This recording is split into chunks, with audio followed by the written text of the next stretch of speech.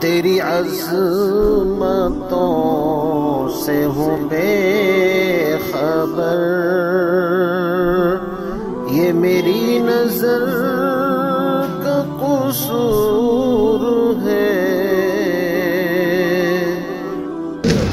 اعوذ باللہ من الشیطان الرجیم، بسم اللہ الرحمن الرحیم۔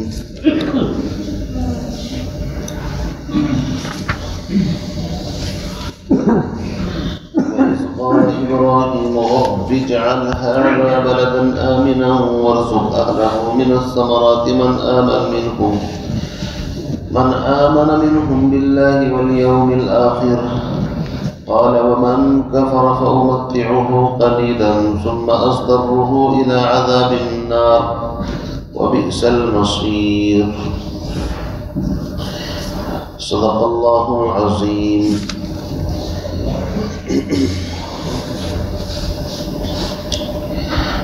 اس سے پہلی آیات میں سیدنا حضرت ابراہیم خلیل اللہ علیہ السلام ان کی آزمائش اور ان کا جو ابتلا ہوا ہے اس کا تذکرہ چل رہا ہے۔ تقریباً 7 چیزوں میں آزمائش اور ابتلا ہوا ہے حضرت ابراہیم علیہ السلام کا۔ اللہ رب العزت امتحان لینے والے ہیں اور اس کا نتیجہ بھی اللہ نے بیان فرما دیا، فَأَتَمَّهُمْ۔ ایک دوسری جگہ فرمایا وَإِبْرَاهِيمَ الَّذِي وَفَّى، کہ ابراہیم علیہ السلام نے اس امتحان کو پورا دیا۔ اب ظاہر بات ہے جب امتحان ہو تو اس کے بعد اگر والد امتحان لے اولاد کا تو ماں باپ بھی خوش ہو کر کے کہتے ہیں کہ بتاؤ تمہیں کیا چاہیے، اور کبھی کبھی بغیر پوچھے اپنی طرف سے بھی انعام دے دیا جاتا ہے۔ تو اللہ رب العزت نے ابراہیم علیہ السلام کو دونوں تحفے عطا فرمائے، ایک اپنی طرف سے اور ایک ابراہیم علیہ السلام سے کہا تو مانگ میں تجھے دوں گا۔ اس کا ذکر انشاءاللہ اسی رکوع کے اخیر کے اندر آئے گا۔ ربنا وابعث فیہم رسولا منہم، یہ دعا حضرت ابراہیم علیہ السلام نے اللہ سے مانگی۔ اور پہلا انعام انی جاعلک للناس اماما، اللہ رب العزت نے یہ اپنی طرف سے انعام عطا فرمایا کہ میں تمہیں امامت نبوت اس سے سرفراز کروں گا۔ تو ابراہیم علیہ السلام نے اپنی اولاد کے لیے بھی دعا مانگی، قال ومن ذریتی، اللہ نے اس کے جواب میں فرمایا کہ امامت اور نبوت یہ چونکہ دینی کام ہے اس لیے ہر بندے کو یہ کام نہیں دیا جا سکتا، اس کے لیے کچھ شرائط ہیں، کچھ آداب ہیں، اور سب سے بڑی شرط یہ ہے لا ینال عہد الظالمین، میں نبوت اور رسالت یہ کسی ظالم بندے کو نہیں دیتا۔ اس سے خود پتہ چل رہا ہے کہ نبی عادل، منصف، متقی، پرہیزگار ہوتا ہے، گناہوں سے معصوم ہوتا ہے۔ بہرحال ابراہیم علیہ السلام کا ذکر کرنے کے بعد، یعنی بانی کعبہ کا ذکر کرنے کے بعد پھر بنائے کعبہ، اس کا تذکرہ فرمایا وَإِذْ جَعَلْنَا الْبَيْتَ مَثَابَةً لِلنَّاسِ وَأَمْنًا، کہ اس وقت کو یاد کرو جب ہم نے بیت اللہ کو لوگوں کے امن کی جگہ، لوگوں کے لیے لوٹنے کی جگہ بنایا۔ مثابۃ للناس، لوگوں کا جی نہیں بھرتا، وہاں پر جاتے ہیں پھر بھی تمنا خواہش رہتی ہے کاش پھر جائیں۔ وہ امنا، اور ہم نے اس جگہ کو امن کی جگہ بنایا۔ آگے اس کی وجہ آ رہی ہے کہ امن کی جگہ کیوں بنایا، اس لیے کہ ابراہیم علیہ السلام نے اس کے لیے دعا مانگی تھی۔ اس دعا کا اگلی آیت میں ذکر ہے، فرمایا وَاتَّخِذُوا مِن مَّقَامِ إِبْرَاهِيمَ مُصَلًّى، اور ابراہیم علیہ السلام جس پتھر پر کھڑے ہوتے تھے جس کو مقام ابراہیم کہتے ہیں، ہم نے حکم دیا لوگوں کو کہ تم اس کو مصلی یعنی نماز پڑھنے کی جگہ بناؤ۔ چنانچہ طواف کے بعد 2 رکعت نماز خاص طور سے مقام ابراہیم کے پیچھے یہ بہتر ہے، ورنہ اگر وہاں جگہ نہ ملے تو پورے حرم میں کہیں بھی پڑھ سکتے ہیں، یہ واجب ہے۔ فرماتے ہیں وَعَهِدْنَا إِلَىٰ إِبْرَاهِيمَ وَإِسْمَاعِيلَ، اور ہم نے ابراہیم اور ان کے صاحبزادے حضرت اسماعیل علیہ السلام سے، دیکھیں یہاں پر ابھی حضرت اسحاق کا ذکر نہیں ہے، وجہ اس کی یہ ہے کہ حضرت ابراہیم علیہ السلام کو تقریباً 85 یا 86 سال کی عمر کے اندر اسماعیل علیہ السلام ان کی بشارت ملی، یہ پیدا ہوئے، اور ان سے بھی تقریباً 12 یا 13 سال بعد میں حضرت اسحاق علیہ السلام پیدا ہوئے ہیں۔ اس لیے ابھی خانہ کعبہ کو چونکہ بنانا ہے اور اس کی تعمیر کرنی ہے، تو اسحاق علیہ السلام کی ابھی پیدائش ہی نہیں ہوئی، اس لیے ذکر یہاں پر ابراہیم کے ساتھ اسماعیل کا ہے۔ وَعَهِدْنَا إِلَىٰ إِبْرَاهِيمَ وَإِسْمَاعِيلَ، ہم نے حضرت ابراہیم اور اسماعیل سے اس بات کا عہد لیا، أَن طَهِّرَ بَيْتِيَ، کہ تم میرے گھر کو پاک صاف رکھنا، ظاہری باطنی ہر اعتبار سے۔ کس کے لیے؟ للطائفین، طواف کرنے والوں کے لیے، والعاکفین، اعتکاف کرنے والوں کے لیے، والرکع السجود، اور رکوع سجدہ یعنی نماز پڑھنے والوں کے لیے۔ تو ابراہیم اور اسماعیل علیہ السلام نے بہرحال وہ بانیین کعبہ میں سے ہیں، کعبے کو بنایا ہے۔ اصل میں یہود یہ کہا کرتے تھے کہ ابراہیم علیہ السلام نے بیت المقدس کی تعمیر کی ہے، اور ساری کی ساری فضیلتیں بس بیت المقدس کے لیے ثابت کرتے ہیں، اس کے علاوہ حرم خانہ کعبہ کی کوئی فضیلت ماننے کے لیے تیار نہیں ہے۔ اسی وجہ سے جب نبی علیہ السلام نے 16 یا 17 مہینے تک بیت المقدس کی طرف منہ کر کے نماز پڑھی، شروع میں جب آپ ہجرت کر کے گئے اس وقت تک خانہ کعبہ کا حکم نہیں آیا تھا، تو یہود بڑے خوش تھے کہ چلو لگتا ہے کہ آہستہ آہستہ ہمارے دین پر آ جائیں گے۔ تھوڑا سا تو اپنا لیا کہ بیت المقدس کی طرف منہ کر کے نماز پڑھنی شروع کر دی، آہستہ آہستہ یہ سارے کنورٹ ہو کر کے یہودیت یعنی دین ابراہیم کو ہی قبول کر لیں گے، یہ خوش فہمی تھی ان کو۔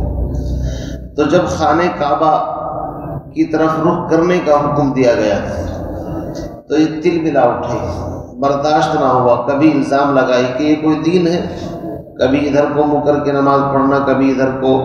تو اس کا جواب اللہ نے پہلے دے دیا، ما ننسخ من آیت او ننسها نأتی بخیر منها او مثلها، اگر ہم کسی حکم کو بدلتے ہیں، چینج کرتے ہیں، تو یا تو اسی جیسا حکم دیتے ہیں یا اس سے بھی افضل دیتے ہیں، اور کیا تمہیں پتہ نہیں اللہ ہر چیز پر قادر ہے؟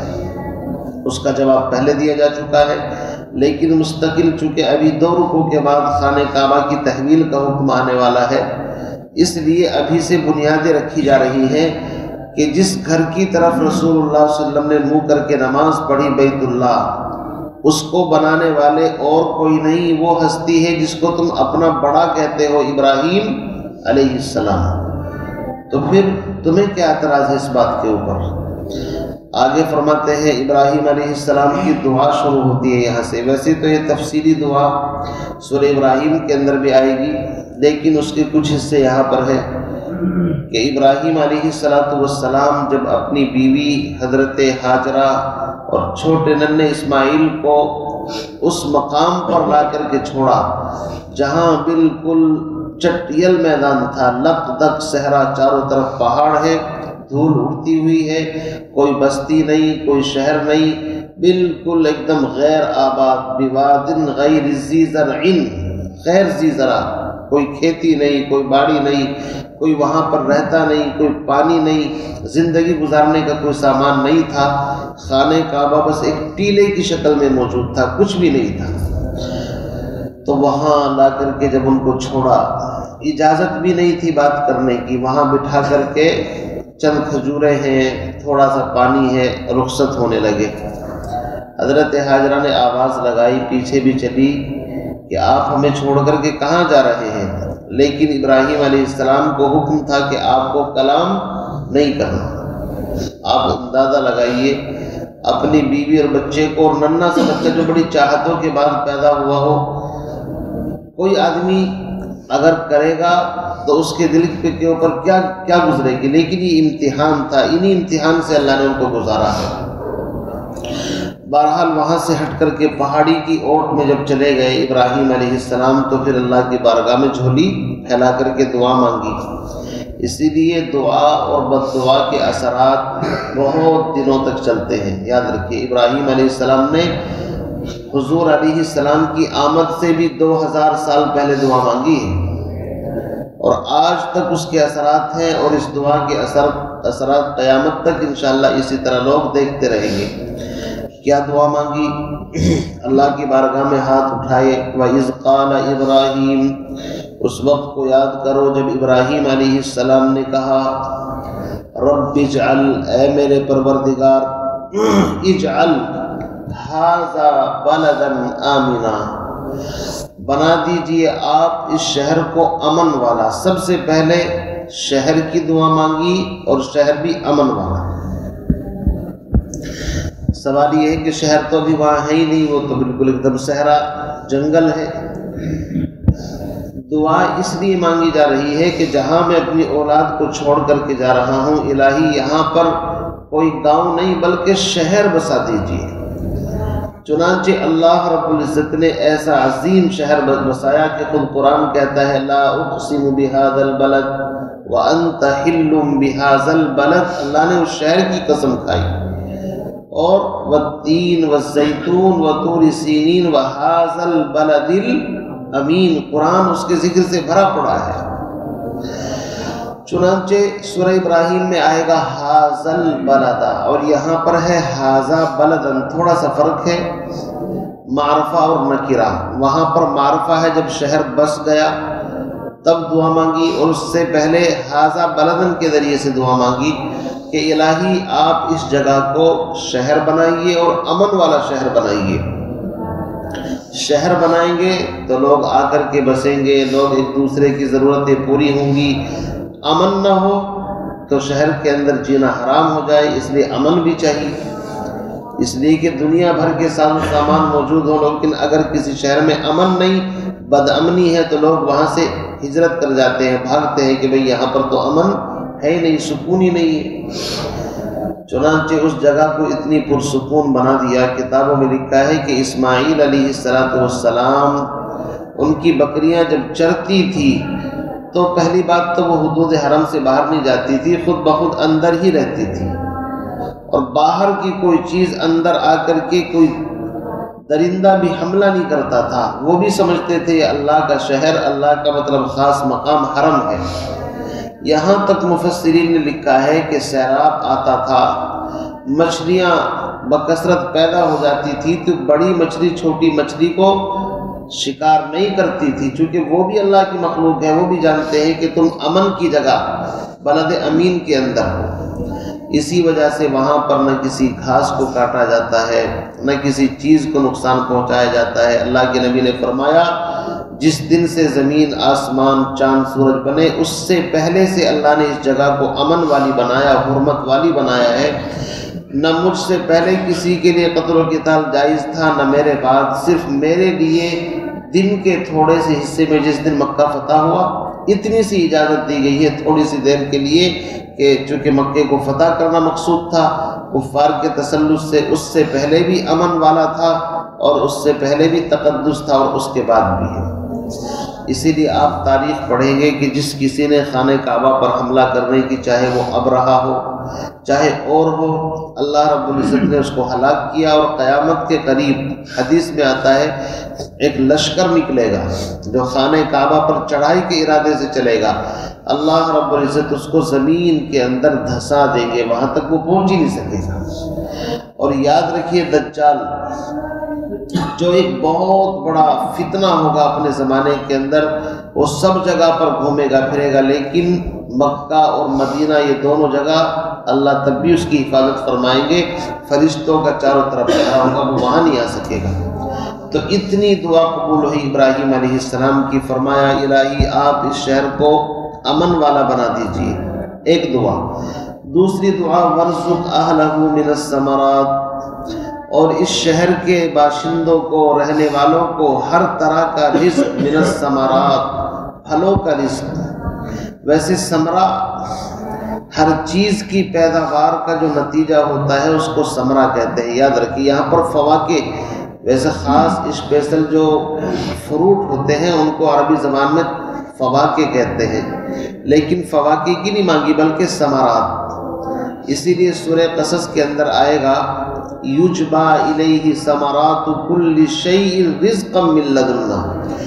ہر چیز کا ثمرہ وہ چیز کہلاتی ہے جو اس سے پیدا ہوتی ہے۔ مثلا کارخانے فیکٹریاں ہیں، اس سے جو پروڈکٹ تیار ہوتا ہے وہ اس کارخانے کا فیکٹری کا ثمرہ ہے، سمجھے نہیں؟ اسی طریقے سے زمین سے جو چیزیں پیدا ہوتی ہیں وہ زمین کا ثمرہ ہے، چاہے وہ پھل ہو چاہے اناج ہو۔ اس دعا میں حکمت یہ ہے کہ ابراہیم علیہ السلام نہیں چاہتے تھے ان کی اولاد کھیتی باڑی میں ان چیزوں میں لگے، بلکہ مقصود یہ تھا پیدا کہیں اور ہوں اور آئیں یہاں پر۔ چنانچہ پوری دنیا سے ہر طرح کا پروڈکٹ جو کہیں بھی تیار ہوتا ہے وہ اعلیٰ کوالٹی کا وہاں پر الحمدللہ پہنچتا ہے، چاہے وہ پھل ہوں چاہے سبزی ہوں اور چاہے اور کوئی پروڈکٹ ہو۔ اسی طریقے سے مکے کے بالکل کچھ فاصلے پر طائف کی سرزمین ہے۔ بعض مفسرین نے روایت نقل کی ہے کہ جب ابراہیم علیہ السلام نے دعا مانگی، اللہ نے وہاں سے ملک شام سے ایک خطے کو جبریل کے ذریعے سے اٹھایا اور طائف کی سرزمین پر آباد کر دیا۔ جس طریقے سے ملک شام سرسبز اور شاداب ہے، ایسے ہی وہ خطہ ہے، وہاں پر بکثرت پھل اور سبزیاں پیدا ہوتی ہیں۔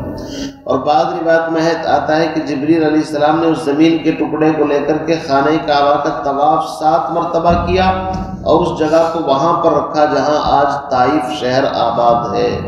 اسی لیے طائف کو طائف کہتے ہیں چونکہ طواف سے بنا ہے، یعنی طواف کا مطلب چکر لگانا۔ اللہ بہتر جانتے ہیں۔ تو دوسری دعا یہ ہو گئی، پہلی دعا شہر بنا دیجئے، دوسری امن والا ہو، تیسری ہر طرح کا پروڈکٹ یہاں پر ان کو ملے، ثمرہ ہر چیز کا نتیجہ یہاں پر آئے۔ من آمن منہم باللہ والیوم الآخر۔ لیکن اس دعا میں احتیاط کی ابراہیم علیہ السلام نے، چونکہ پہلے دعا مانگی تھی نا، جب اللہ نے کہا میں امام بناؤں گا تو انہوں نے کہا میری اولاد کو بھی، تو یہاں پر بڑے سنبھل کر اللہ نے کہا کہ میرا عہدہ ظالموں کو نہیں ملے گا۔ تو جو اللہ کے مقرب ہوتے ہیں وہ بڑی احتیاط کے ساتھ قدم اٹھاتے ہیں۔ اب چونکہ دعا مانگ رہے ہیں اور پہلے دعا کے اندر اللہ نے کہا کہ ظالموں کو نہیں ملے گا، تو اس لیے اس دعا میں آخر میں کہہ رہے ہیں الہی میں ان لوگوں کے لیے دعا مانگ رہا ہوں من آمن منہم باللہ والیوم الآخر، ان میں سے جو بھی اللہ پر اور آخرت پر ایمان رکھے ان کے لیے دعا مانگ رہا ہوں۔ اب ظاہر بات ہے اتنی احتیاط کی تو اللہ نے اس کا جواب دیا نہیں، ابراہیم اس دعا میں آپ نے ایمان والوں کو خاص کر دیا۔ رزق کا معاملہ تو ایسا ہے کہ چاہے ایمان والا ہو چاہے غیر ایمان والا ہو، وہ ہماری مخلوق ہے، دنیا میں رزق پہنچانے کی ہماری ذمہ داری ہے۔ تو اللہ نے کہا کہ نہیں، اس دعا کے اوپر اس دعا کو قیاس مت کرو۔ نبوت اور رسالت ایک اخروی معاملہ ہے، دینی معاملہ ہے، اس میں ایمان اور کفر کی تقسیم ہے، لیکن رزق کے بارے میں ایمان اور کفر کی تقسیم نہیں ہے۔ اس سے پتہ یہ چلا کہ دنیا کے اندر اگر کافر کے پاس دولت کے انبار ہیں تو اس سے دیکھ کر کے ایمان والے کو ٹینشن لینے کی ضرورت نہیں ہے، اس لیے کہ اللہ نے ابراہیم علیہ السلام نے جب دعا مانگی رزق کے بارے میں، ایمان والوں کے بارے میں، اللہ نے کہا نہیں، رزق کا معاملہ اس سے الگ ہے۔ دنیا کے اندر چرند پرند بے شمار مخلوق ہے، ایمان والا ہو غیر ایمان والا ہو، ہر ایک کی کفالت کی ذمہ داری ہماری ہے، اس لیے رزق تو ہم ان کو دیں گے، اس میں آپ خاص دعا مت کرو۔ تو کہا قال ومن کفر، اللہ نے کہا نہیں، جو کفر کرے گا اس کو بھی رزق ملے گا، لیکن فَأُمَتِّعُهُ قَلِيلًا، ہم ان کو نفع اٹھانے کے لیے تھوڑی سی زندگی جو دنیا کی زندگی ہے بس اس میں ان کو نفع اٹھانے کے لیے ڈھیل دیں گے۔ ثُمَّ أَضْطَرُّهُ إِلَىٰ عَذَابِ النَّارِ، پھر ہم ان کو کشاں کشاں کھینچ کر کے لائیں گے عذاب نار کی طرف۔ یعنی چونکہ ایمان نہیں ہے تو ایمان نہ ہونے سے رزق پر کوئی فرق نہیں پڑے گا، بلکہ ایمان نہ ہونے سے بعض مرتبہ رزق زیادہ ملتا ہے۔ خود قرآن کے اندر ہے وَلَوْ أَنَّ أَهْلَ الْقُرَىٰ آمَنُوا وَاتَّقَوْا لَفَتَحْنَا فَلَمَّا نَسُوا مَا ذُكِّرُوا بِهِ فَتَحْنَا عَلَيْهِمْ أَبْوَابَ كُلِّ شَيْءٍ، جب ان لوگوں نے ہمیں بھلا دیا تو ہم نے رزق کی بارش ان کے اوپر کر دی۔ کبھی کبھی اللہ ڈھیل دیتا ہے اپنے نافرمانوں کے اوپر، رزق کی بے شمار بارش کر دیتا ہے، سمجھ رہے نہیں؟ یہ تو بڑی ڈرنے والی بات ہوتی ہے۔ اللہ کا نافرمان ہے، باغی ہے، لیکن رزق میں لت پت ہے، پتہ ہی نہیں اس کو، تو یہ اس کی اللہ سے محبت یا اللہ کے قریب ہونے کی دلیل نہیں ہے۔ فرمایا ثم اضطرہ الی عذاب النار، پھر ہم ان کو عذاب نار کی طرف کشا کشا کھینچ کر کے لائیں گے، وبئس المصیر، اور جہنم بہت برا ٹھکانہ ہے۔ تو ان آیات میں سیدنا حضرت ابراہیم خلیل اللہ علیہ السلام کی دعا کا تذکرہ چل رہا ہے۔ آخر رکوع تک جو انہوں نے چند دعائیں مانگی ہیں، ان دعاؤں کی قبولیت ہم اپنی آنکھوں سے دیکھ رہے ہیں۔ نبی علیہ السلام نے یہی سب دعائیں مدینہ منورہ کے لیے مانگی۔ جب آپ ہجرت کر کے گئے تو آپ نے کہا الہی ابراہیم تیرا بندہ، تیرا نبی، تیرا خلیل تھا، اس نے خانہ کعبہ کے لیے، مکے کے لیے دعا مانگی، میں اتنی ہی اور اتنی ہی اس سے زیادہ یعنی ڈبل دعا مانگتا ہوں مدینے کے لیے۔ الہی آپ اس کے پھلوں میں برکت عطا فرما، اس کے مد میں، اس کے سا میں، یہ تولنے کے پیمانے تھے، ایک لمبی دعا مانگی ہے۔ چنانچہ دونوں شہر کے بارے میں، ایک کے بارے میں خلیل نے دعا مانگی، ایک کے بارے میں حبیب نے دعا مانگی، اور دونوں دعائیں اللہ نے قبول فرمائی۔ اور بکثرت یہ ساری چیزیں دونوں شہروں کے اندر باوجود ہے کہ پیدا نہیں ہوتی، لیکن کثرت کے ساتھ ملتی ہے۔ آج تک کوئی کمی اور کسی طرح کی کوئی شکایت نہیں ملی کہ بھئی یہ چیزیں ختم ہو گئی۔ اللہ تعالیٰ ابراہیم علیہ السلام کی دعا کے نتیجے میں مجھے آپ کو وہاں کی زیارت نصیب فرمائے۔ سبحان اللہ و بحمدہ، سبحانک اللہم و بحمدک، اشہد ان لا الہ الا انت۔